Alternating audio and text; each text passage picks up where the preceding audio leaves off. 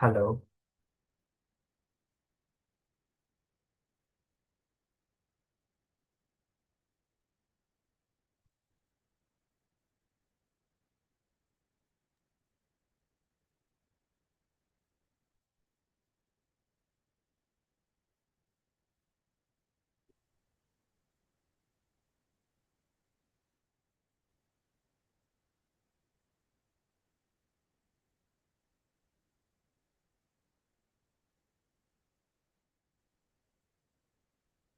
Hey,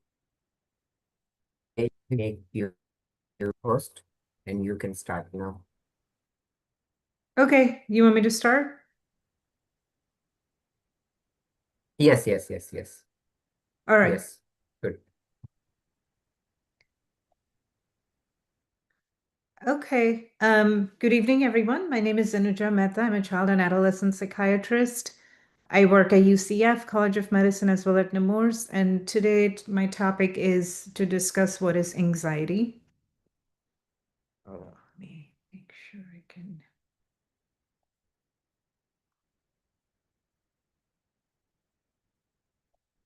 Okay. So today I'm going to go a little bit over what is anxiety in general.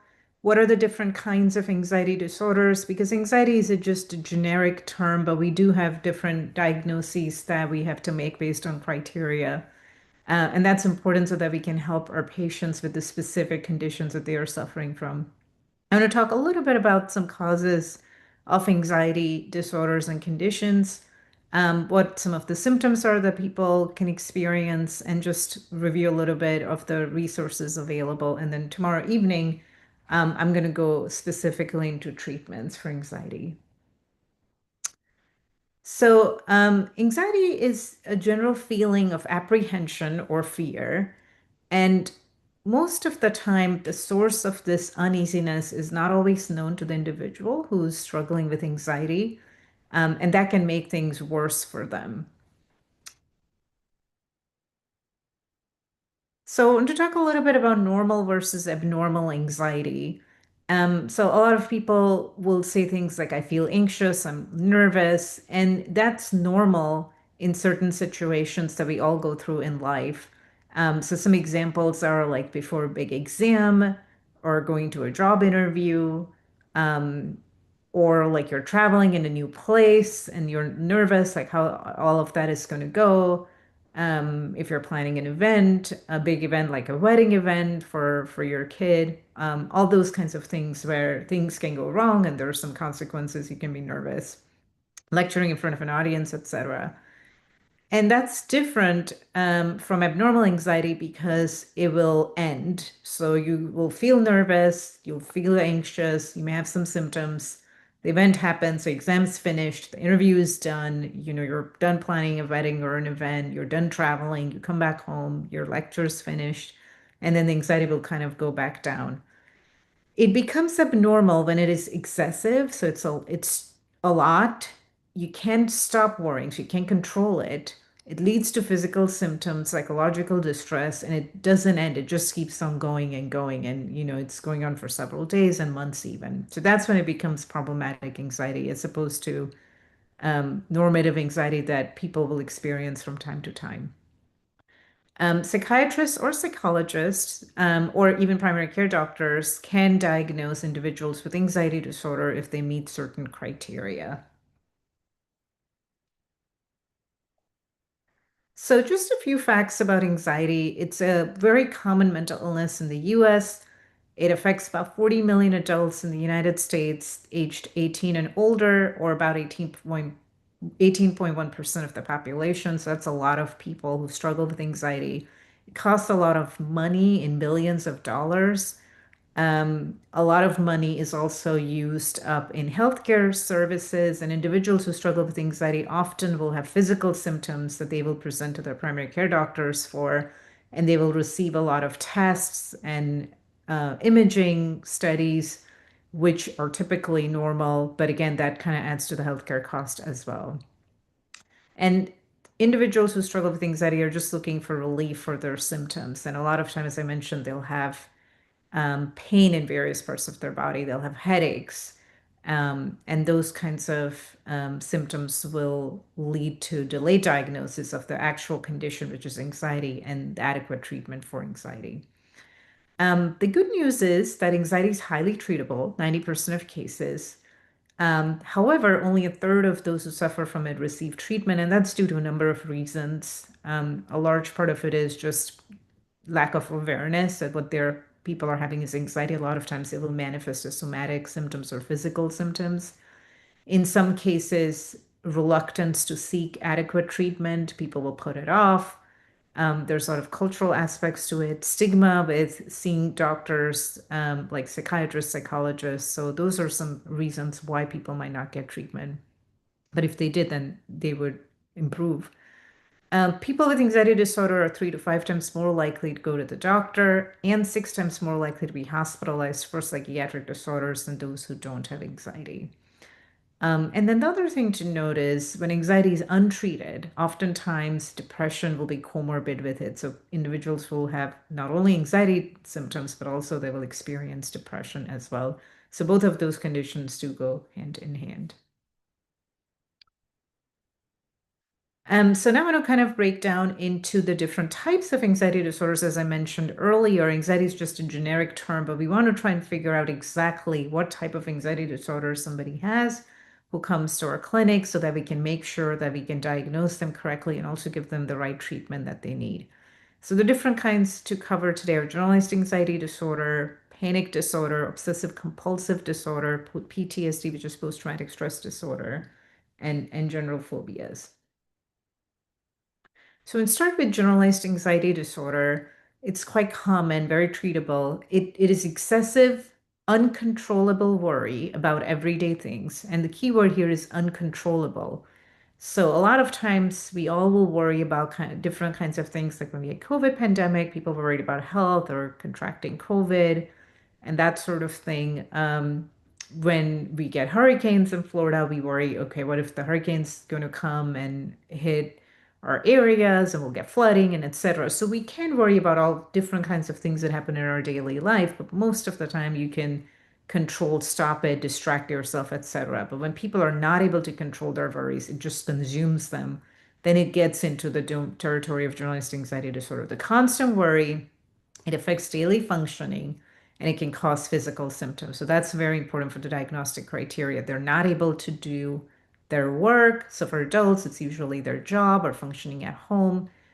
For kids or teenagers, it could be school. They either can't attend school, their school performance declines, it affects their friendship, etc. And then for college students, it's those types of things, academic performance, keeping a job, going to classes, things like that.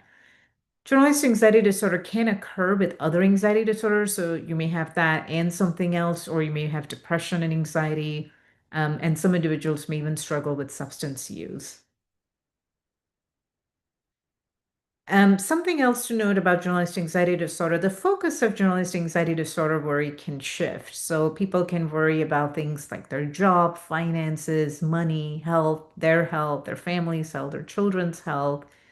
They can ruminate, they can worry about relationships, they can worry about other things like chores, car repairs. They just hyperfixate on a lot of things, being late for appointments, messing up, that sort of thing.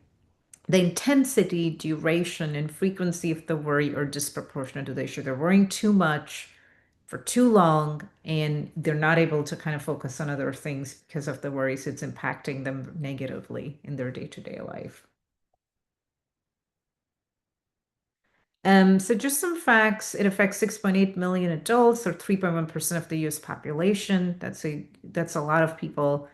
And with generalized anxiety, it's more common in women than men. And there's some biological differences in how the hormones in the brain work, and how women tend to respond to different stressors, which are the reasons why that is the case. So I have a YouTube video here that I wanted to play. So I'm going to stop screen share for just a second. Um, and then put this on here.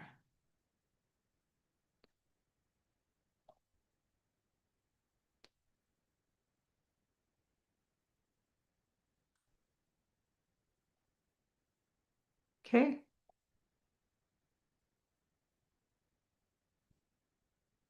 I would worry about things, I'd be concerned about things, and I was just stuck, kind of, my tires were spinning and I wasn't getting anywhere. Those worries really kind of took on a life of their own. Things that would be a minor stressor for someone would really, really affect me. And I couldn't kind of get over it. It was more like just a prisoner to these worries and these thoughts. And I didn't necessarily know to give it a name, that it was an anxiety disorder, that I was struggling with anxiety, that there was something that could be done about it. I thought that was just life and how life was, and I just wasn't as good at coping with it as other people. My name is Tasha, and I have generalized anxiety disorder. Generalized anxiety disorder is a condition where people are really dealing with lots of intense worry that really interferes with their day-to-day functioning. Most people with generalized anxiety disorder worry about a number of different themes. They might be worried about financial difficulties. They might be worried about bad things happening in the future. Often a focus is worry about health or safety of family members or loved ones. I had some very specific concerns about my little brother's health. I had a younger brother, and I was always imagining and worrying about him getting hurt or being killed, and all these elaborate stories in my head that I used to run through. And you get stuck. The worry kind of, it takes over. You're prisoner to the worry. It's hard to even have a conversation with someone about anything other than what you're worried about. It really just kind of. Okay, I'm just going to put our presentation back on now.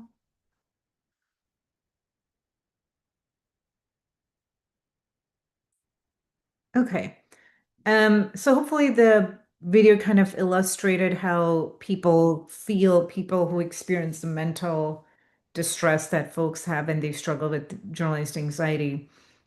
And I'll go into tomorrow in terms of some of the therapeutic treatments that we do because our thought process is distorted. So we say thought distortions, and that continues sort of that loop of worrying.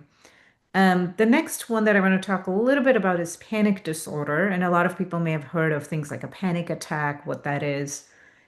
So panic disorder, the panic attack itself is an abrupt onset of an episode. So it's a discrete episode. It starts and finishes of intense fear or discomfort. It peaks in approximately 10 minutes and includes at least four of these symptoms. So there's different experiences when somebody's having a panic attack. They may feel like they're having a heart attack, and usually they'll end up in the hospital, get a bunch of lab work done, EKG, etc. Usually it's all negative, but you have to rule those things out, and the doctor will tell them they most likely had a panic attack.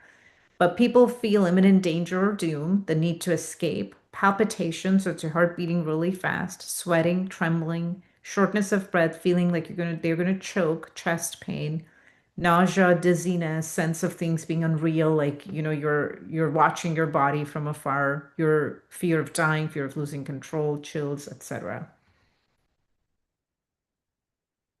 So panic disorder includes panic attacks in a pattern. So it's not just a one-off panic attack here and there. The panic attacks can be unexpected, meaning they come out of the blue. Somebody's just having a regular day, and then all of a sudden they have a panic attack. And those are the scariest ones because they don't know, they're unpredictable.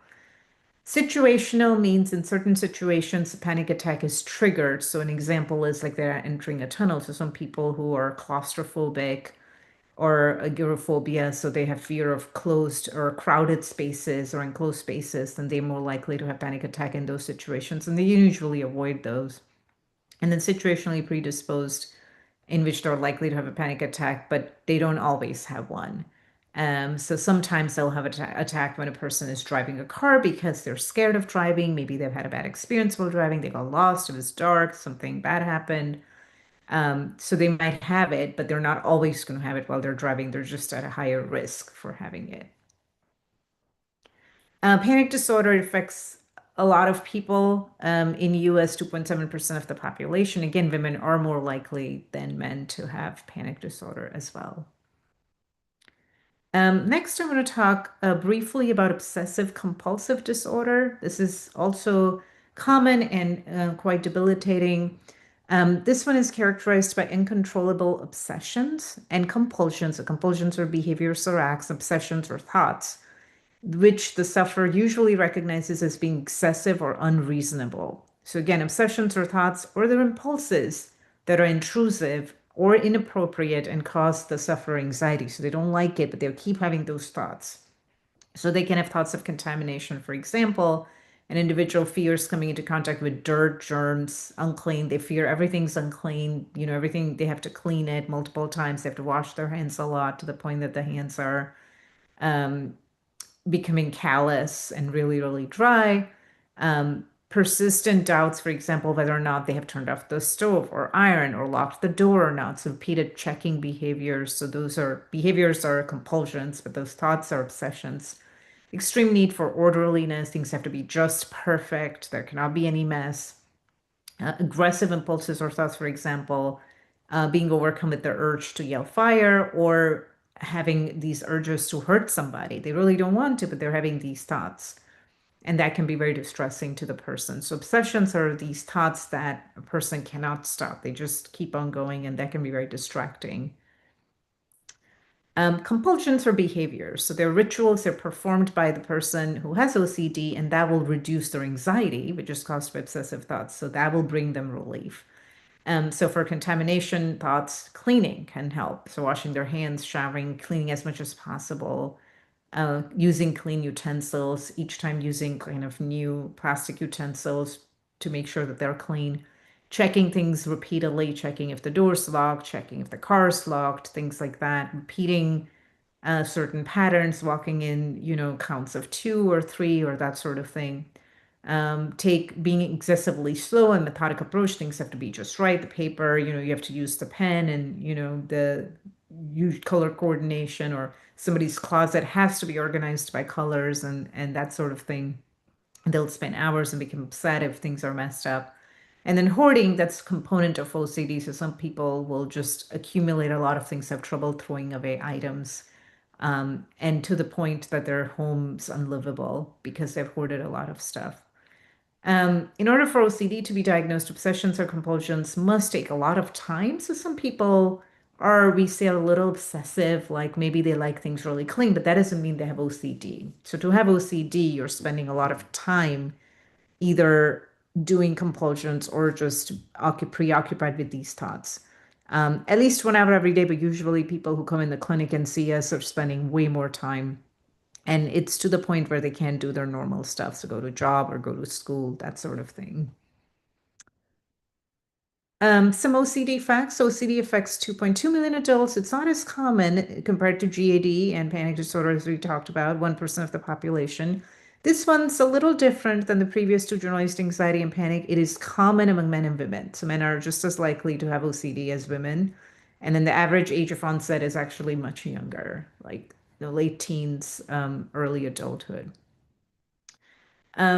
Post-traumatic stress disorder is a very serious condition, and it's caused by exposure to trauma, such as a serious accident, natural disaster, war acts. All those things can result in PTSD. It's a relatively new diagnosis that was introduced after World War II, and people recognized that the war veterans were just shocked. They were shell shocked, and then it became identified as post-traumatic stress disorder. But you don't have to be in a war setting to be diagnosed with PTSD. Other experiences can cause that too. It interferes with normal functioning, and the person has to meet certain criteria to be diagnosed with PTSD. So PTSD, the main component is re-experiencing the event, which has already happened in the past. So it keeps sort of playing in their head, and it can take the form of intrusive thoughts and recollections. So we call them flashbacks. So it's as if they are in this situation where IDs are being blown off, or there's shooting going on and that sort of thing, but they could be in a supermarket or at a gas station. And usually something will trigger a flashback. So there's a sound, there's a loud boom, and a lot of times July 4th fireworks, those kind of things can be triggering for people who have PTSD. Or they'll have recurrent dreams. So those are nightmares. So flashbacks and nightmares, they're reliving in their very vivid dreams. They'll wake them up and make them very upset. In addition, individuals will have avoidance behavior. So because of these flashbacks and nightmares, they avoid activities, situations. They don't leave their home. They don't want to go out. They don't want to socialize, have conversations with people which remind them of what they experienced. They have a general sense of numbness and loss of interest in surroundings. They don't want to do anything. They don't want to engage. They have a hard time engaging. And then also a lot of hypersensitivity, trouble sleeping. They have anxiety, mood changes, overactive startle response, hypervigilance. And then they can just get angry a lot, outbursts of anger, inability to manage their emotions. It's a very complex condition. There's a lot going on. But individuals who have severe PTSD are suffering a lot and struggle a lot with their daily activities. So PTSD affects 7.7 million adults. And again, women are more likely to be affected than men. And most people who experience trauma will not develop PTSD. So that's just to keep in mind. A lot of people are exposed to bad things. Only a very small percentage will actually develop PTSD. I want to talk about social phobia or anxiety. So this one, social anxiety disorder, is a specific condition in which an individual has intense fear of social situations.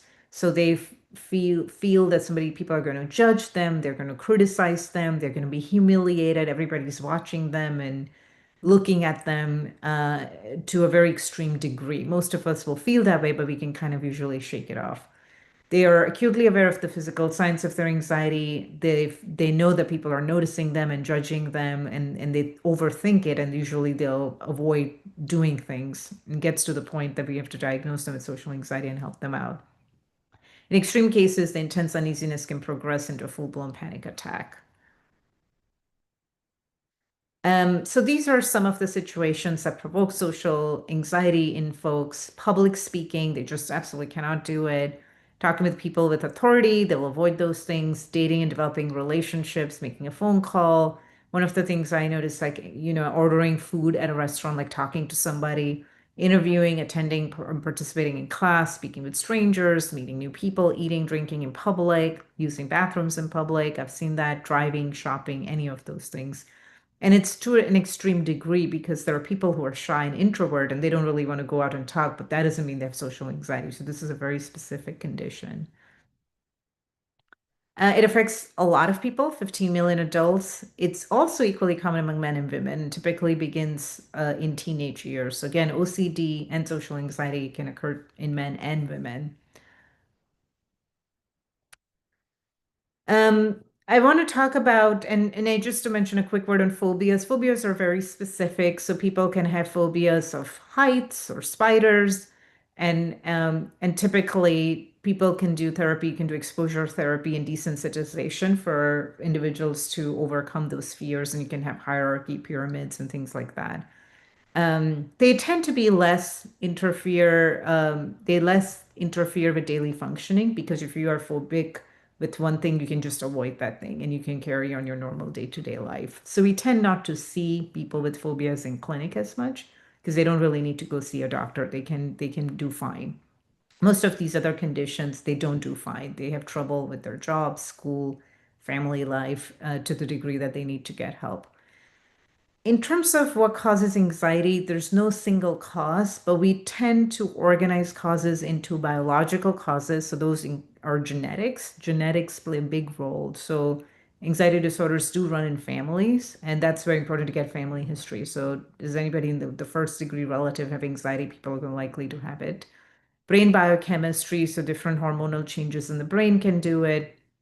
Um, Sometimes older people will have more anxiety because they have health conditions, and transitions in life can also be a trigger for that. Overactive fight or flight response, a sympathetic nervous system.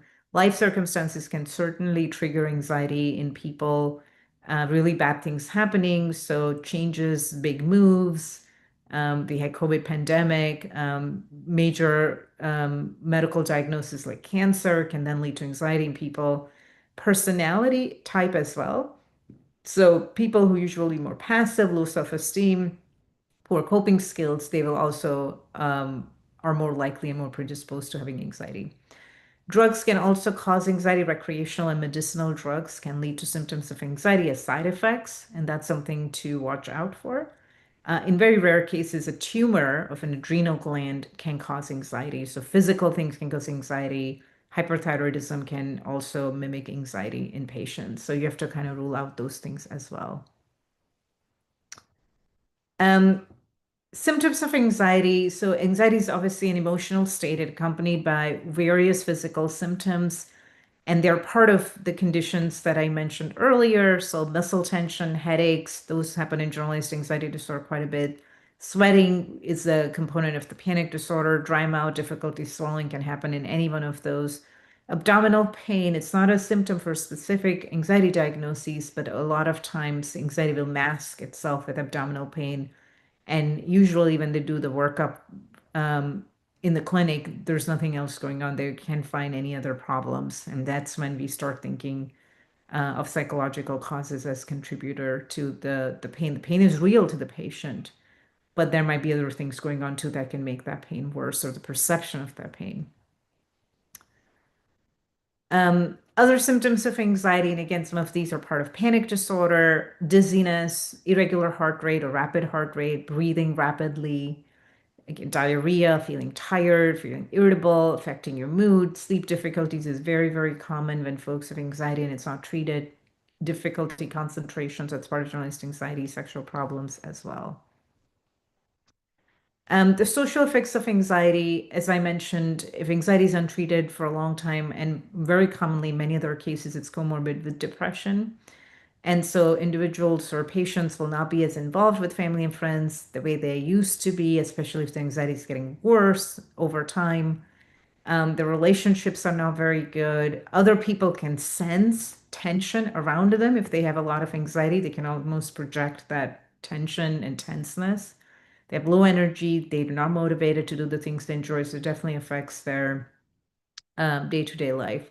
Fear and avoidance situations where previous attacks occurred. So that's the specific for panic attacks. And then these are some links with more information. And that's it. So I know I had 30 minutes to talk, and then I want to open it up for any questions or comments. Thank you, Anuja. That was awesome. Very helpful. Helped me put things in order. I didn't realize how common these conditions are. You don't realize how common they actually are. Yeah.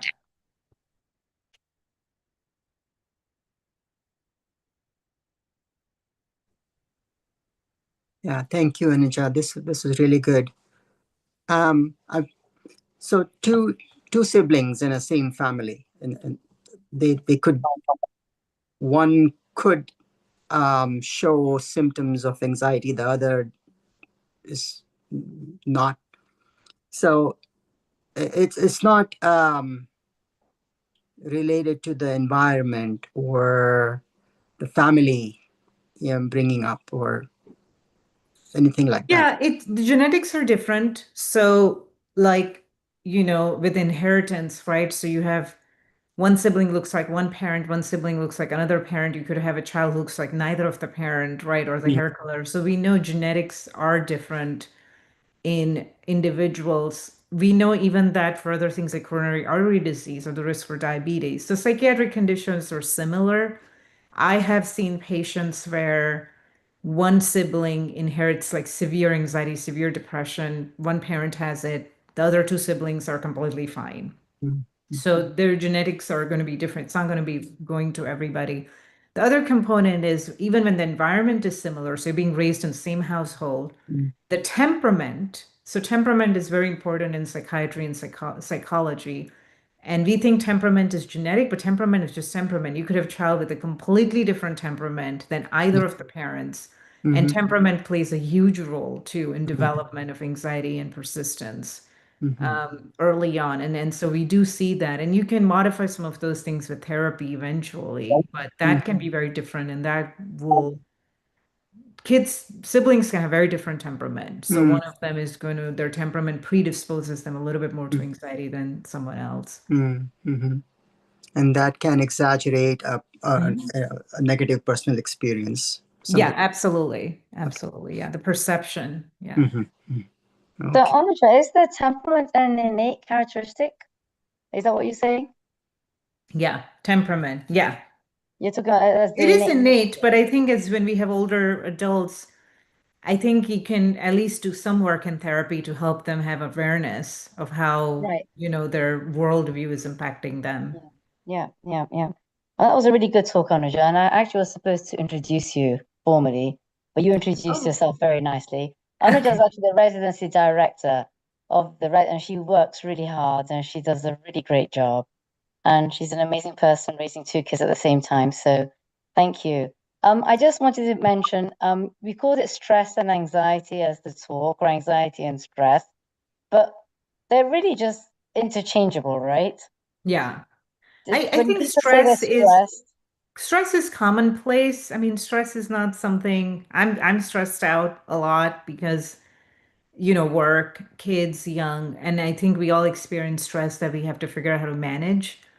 right, But I think of anxiety as something a little bit more, problematic. If it happens once a while here and there and you can overcome it, that's fine. But if it persists, it becomes more an issue that maybe people want to get help with.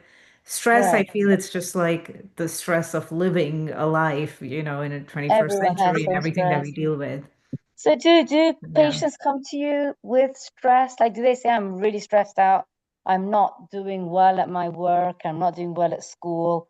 And then that you would take as anxiety, right? It would be like, okay, Yeah, this I person I've, must be I wouldn't anxious. say that my chief complaint, I hear the word stress in the chief complaint typically when they fill out Okay, an intake form. I mean, they are like, I'm anxious, I'm really depressed, or I'm having suicidal thoughts. I mean, it's that kind of stuff because okay, they would okay. probably go to a primary care doctor, I suppose, and they'll probably help them out if they can. I mean, they're the ones to start prescribing Mm, meds before you mm, do. So mm. I don't see as much with stress as a chief complaint coming to see us. I think they're by the time they know Okay, they're in so, trouble and or they've tried stuff okay. that hasn't worked. So it's actually stress is actually termed differently as a common term. Whilst Yeah, anxiety is for kind of us, termed yeah, as like a DSM-5 disorder. doesn't really talk about stress. It's not a No, diagnostic also the criteria and PTSD, anything. it Yeah, only comes in that post-traumatic stress. stress Yes, it's just in disorder. that stress disorder, but That's even it. in the Yeah. criteria, there's no stress anywhere Yeah, there's else. no So stress criteria, yeah, correct. yeah. Okay. So yeah, thanks. Mhm.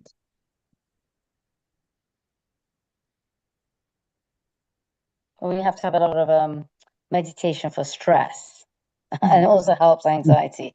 But I Mhm. think if you help with stress, it doesn't lead to, I think stress can lead to anxiety disorders. Untreated, unleft, yes, Yeah. unchecked, Untreated and yeah. and left. Exactly. So working on stress initially Hmm. would Yeah, help it's good to relieve have people stress from getting management. anxiety. Correct. Cool. Thank you. Thanks, Anuja. Nice presentation. Anxiety Um, start from the stress, isn't it? Basically. Hmm. Yeah. okay. I don't know if Somnijis are here. Hang on, not really. I don't see if Somniji has joined today. I think their Wi-Fi's not working. I tried to call them, but it's not connecting. They must have some Okay. Wi-Fi issues there, I think. Best I can guess. Okay, because usually Somniji takes over after this, and then we'll talk a little bit about what your session was. Maybe they'll join tomorrow. So if nobody has any further questions for Anuja, then I suppose we move on to meditation. And I think, was it Sachi was going to do the meditation? Thank you, Anuja. Or Shivani, who was doing the meditation today? I'm going Friday. You're going Friday. Was Sachi going today? Oh, I No, think this I'm is going. Sachi. Sorry, Sachi. I'm going Friday. Sachi's going Friday. Okay, so we didn't have anyone for today. Oh, I'm going today.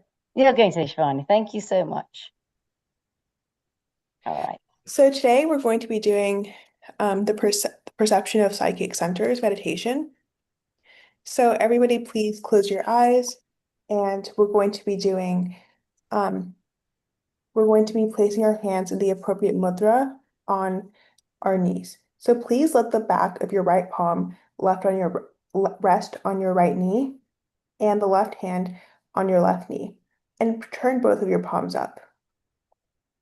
Let the index fingers touch the roots of thumbs with a slight pressure in the contact. Keep the other finger straight.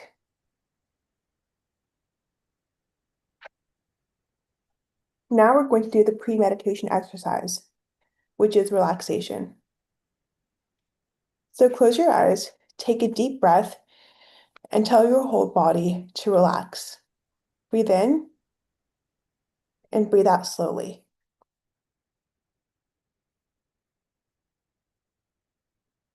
Breathe in and breathe out slowly. Your whole body is mentally divided into several parts, and concentrate your full attention on each part.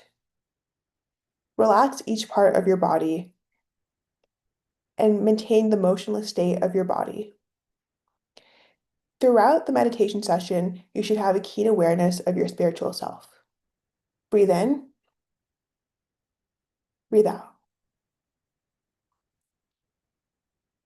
Bring your attention to the various parts of your body before we begin. Breathe in, breathe out.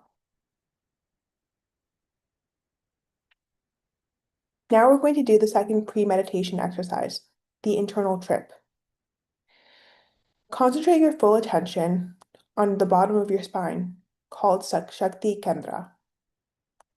Now we're going to travel upwards along our spinal cord to the top of our head, which is called Jana Kendra. Close your eyes and imagine a bright light at the bottom of your spine. Imagine it slowly travel up your spine, lightly brushing throughout your body, and eventually making it up through your back to your shoulders, traveling up to your head, eventually reaching the top of your head. Now, once the bright light is at the top of your head, imagine it returns in the opposite direction. Imagine the bright white light gradually turns down. It travels down on the back of your head, down to your neck, your back, traveling further down your spine, eventually returning to Shakti Kendra. Now we will repeat this exercise for 5 minutes. Breathe in, breathe out. The bright white light is at Shakti Kendra, and it gradually makes its way up through your spine, eventually traveling through your spine to your shoulders, to the base of your neck, to the top of your head. Again, imagine the bright white light traveling back down.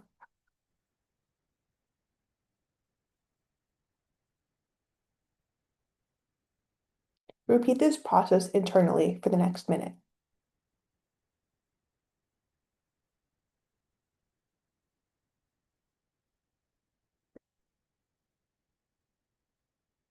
Confine your consciousness to the path of this trip.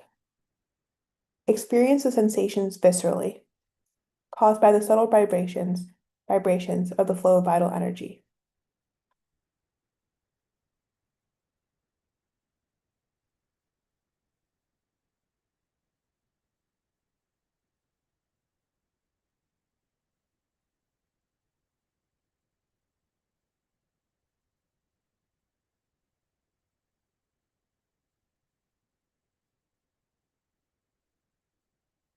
Now we will progress to the perception of psychic centers.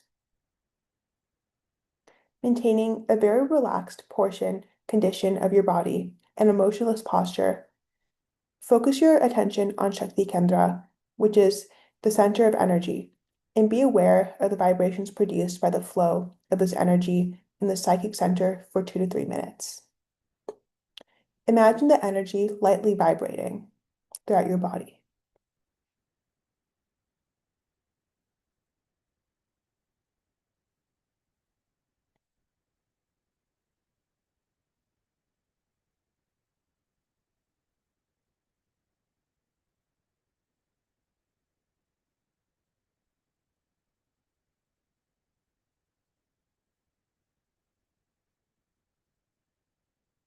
Imagine the vibrations emitting from Shakti Kendra.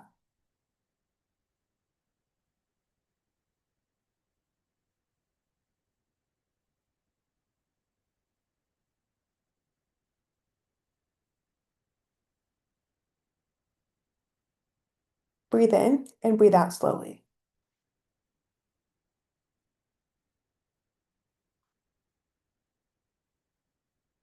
Now we will progress to Swasthya Kendra, which is the center of general health.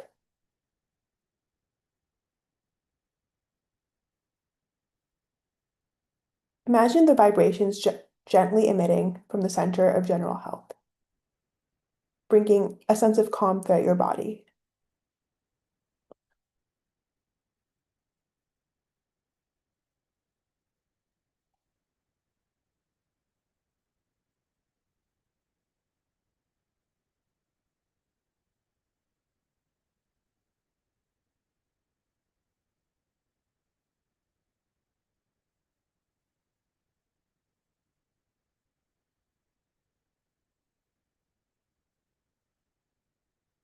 Now we will progress to the center of wisdom, which is in your brain. Imagine the bright white light travels to your brain and emits vibrations. Focus on the vibrations emitting from the center of wisdom, which is Jnana Kendra. The brain is one of the most important centers because it is the psychic center of knowledge.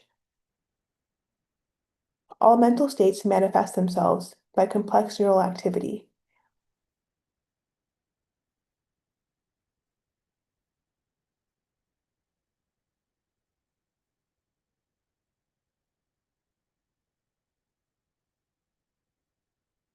Visualize the psychic center of your brain.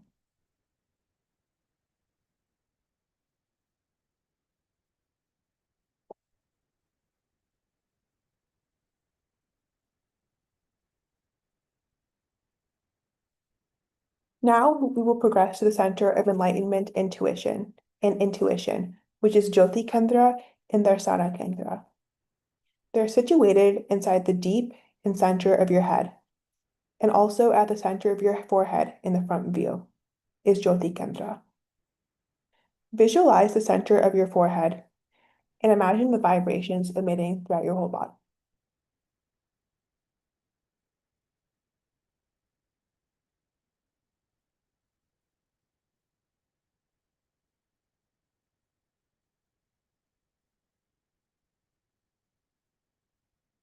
As you visualize Jyoti Kendra, tell your whole body to relax. Keep your body in a state of motionless relaxation while you feel the vibrations emitting from Jyoti Kendra.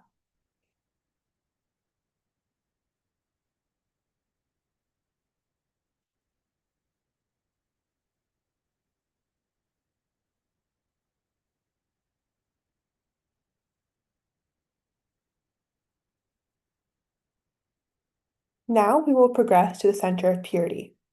The center of purity, which is Visuddhi Kendra, is situated near the Adam's apple of the throat.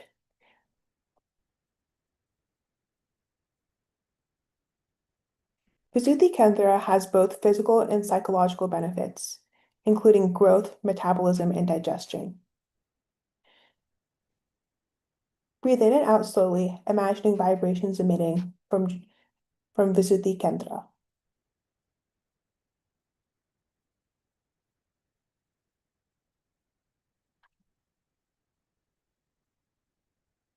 Embrace the vital energy produced by the psychic center.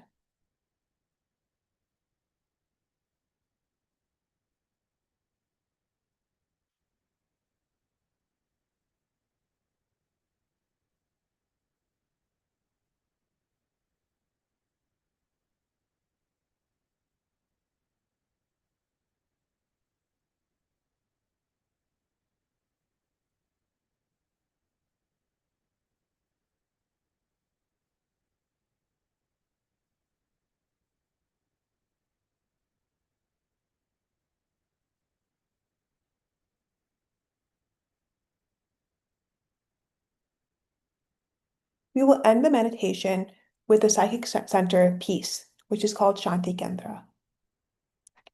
Close your eyes and imagine vibrations from Shanti Kendra, the center of peace, are washing across your whole body, which is in a motionless, relaxed state.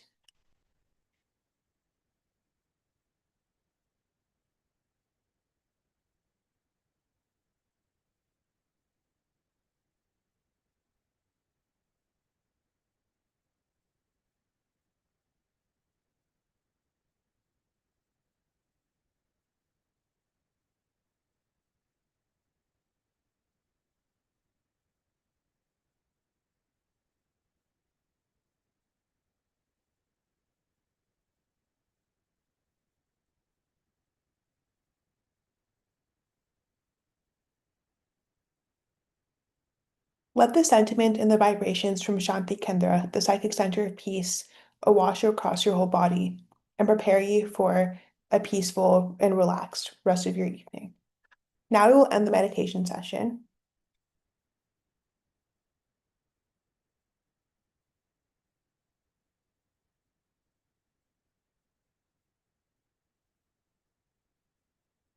You can rub your hands and place them over your eyes.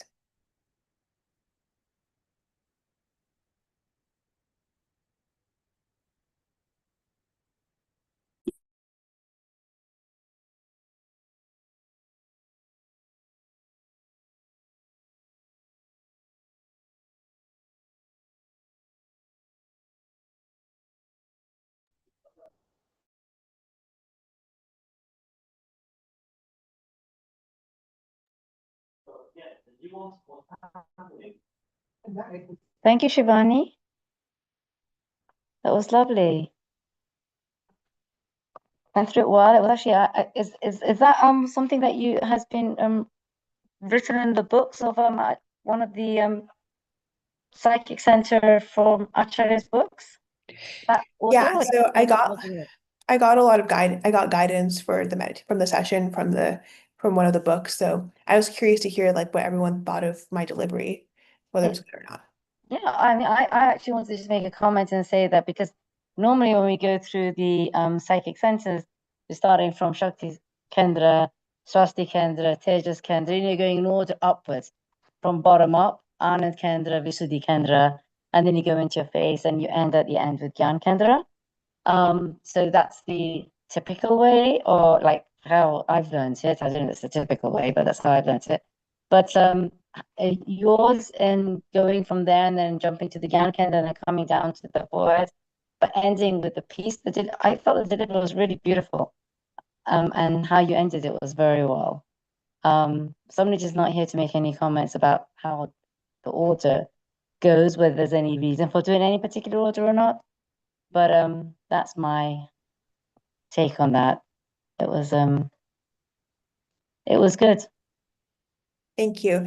Yeah, I saw that it was upwards in the book, but I guess when I was spontaneously giving it, I couldn't do all of them because I would have taken too much time. So I Right. chose like a certain level. And I don't know, I feel like ending on peace just felt right to me. Yes. No, I think that's a nice way of doing it. I think just mentioning where the centers are, specifically like swastika and this forefinger right below the belly. But if you're giving it to somebody who hasn't done it before, they might not know specifically where Jyoti Kendra is and where Shanti Kendra is above, right? Is at the top of the forehead, whilst Jyoti Kendra is on the center of the forehead, and then Darshan Kendra is between the eyebrows. So if somebody doesn't know about those specific ones, then just giving where it is would be nice. And I think it was good. I think you went through it all of the things very well.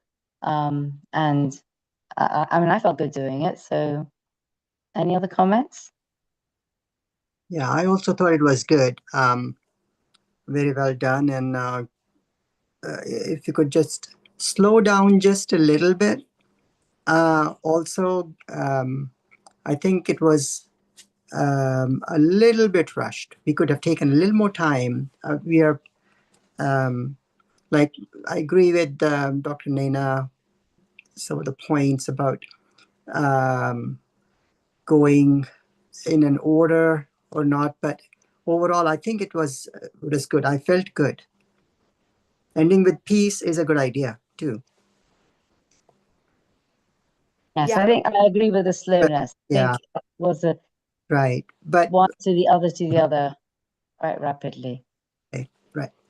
Also, the audience may matter. Some audience will take time, and the first time, the same thing you could do with us, you can do faster because we kind of been through it before. But if you've got new students who are starting, then I'm sure you will then reset your timing because of that, because they won't know. So I think this is probably just a wrong audience because we kind of already ready for it. So for us, this is very, very good. But I'm fairly sure intuitively you will do it at a different pace when it's a new person, and you probably give more direction It's a bit tricky talking to us. We already know where the kendras are, so you don't want to bore us by telling us again. But we're pretending to be teaching a new crowd. So then, if you put yourself in that state, it'll become obvious. We actually don't know these things. So that's probably part of the issue. But I feel the voice and the tenor was very calm, and I think there's Yeah. something about I that agree. which you should be. You're very good at that. So I think that ability to do that. It's funny. Your voice was very calming. Mhm. Right, it didn't affect the speed, didn't affect your calming voice. And I think the way you're doing it, and also the confidence is, when you're saying it's very confident, and that confidence you're saying it is really what resonates to the person who's listening. If you say very confidently, then the person learning can resonate with that. So I want to just mention those. But yes, I think it's very effective for me. I agree. Okay, thank you. Yeah, I'll keep the order and mentioning the locations of the kendras in mind. I guess from the perspective of someone giving the meditation, part of me feels like I don't want there to be too long of a silence. But then now I know that like, oh, from the person receiving it, the silence is okay and they're meditating. So Yeah, and some of that may be just art of as you get to your clients, you realize. I'm not sure there's a right or wrong, but I do think I'm fairly sure I'll be fairly quick also when I do this. My nature is to be quick. I'll do the same thing because I feel that my audience already knows it. So I'll jump. So I'm fairly sure I'll fall in the same trap. But I think when I talk to somebody who has never done it before, I'll automatically slow down. So some of these are just intuitive. I don't think you have to worry too much. You'll automatically kind of pace yourself when you see an audience that does not know. So I suspect that's what that is. And then the other thing is also when I think of everything in my head to do, my mind does race. I want to cover everything. Like my mind's thinking I have to cover everything. Bang, bang, bang, bang, bang. My mindset is like that. So I also have to kind of pause. And so pause for me helps me because I feel like it struck home then I do next step. So I have to practice that. So I have the same, not your necessary issue, but I also have the same issue. I don't necessarily pause at every juncture like I probably should to a novice. So I think it'll come naturally. But what I do want to make you realize is the confidence you have now compared to just a few weeks ago is just leaps and bounds. I think that's a remarkable thing. This course, I think, is making people very confident. I'm just so impressed to see that. I think people are feeling just more on top of it, which is very, very nice. So congrats. Yes, and I agree. I think that Shivani, that making that silence is really awkward. I find that really difficult as well. Like not saying anything and just letting the person at the other end experience it. Rakesh Bhai does it very well. I've noticed that he is able to have that pause. Even when I'm doing mine, I feel like I have to say something all the time so that the person I'm talking to are following it through. And slowly I've learned that, okay, yes, pauses are okay and silence is okay because the person you're doing the meditation to also wants to experience that. So it's a fine line. But you did a great job. It was lovely. It was a lovely delivery. thank you. I think it was a great meditation. I agree with kind of what everyone said about like it's definitely when you're on the side of giving the meditation, it feels awkward and it feels like you have to keep talking to stay engaged, and it's hard to gauge how much time to give so you don't feel like so it doesn't almost feel like it's zoned out. But I notice when I'm on the other side, like doing the meditation, it's definitely easy. You don't really notice the silence because you're focused internally. And it's just like Nanaji said, it's hard to find that balance of like where is that line. But I think you did a great job. And I did like the ending on the piece. I think that was really great. Thank you.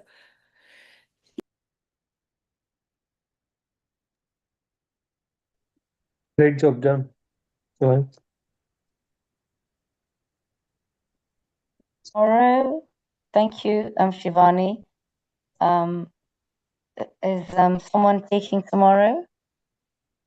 Naina Ben, tomorrow I'll be flying. I'll be in transit. My flight is evening 7 p.m.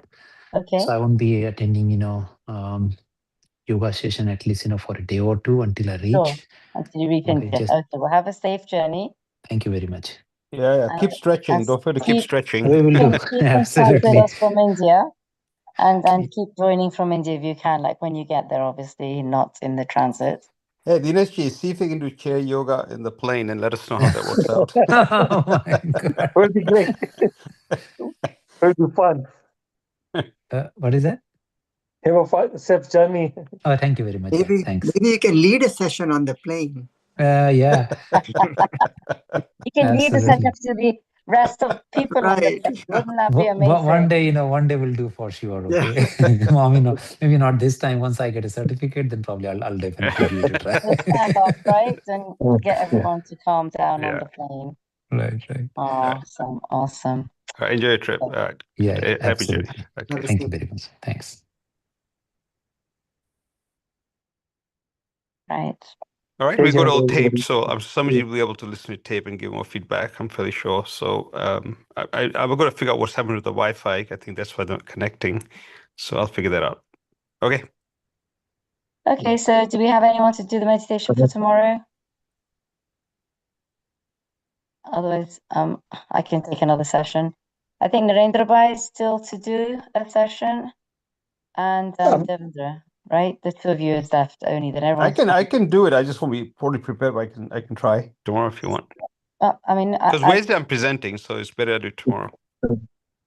Wednesday you're presenting.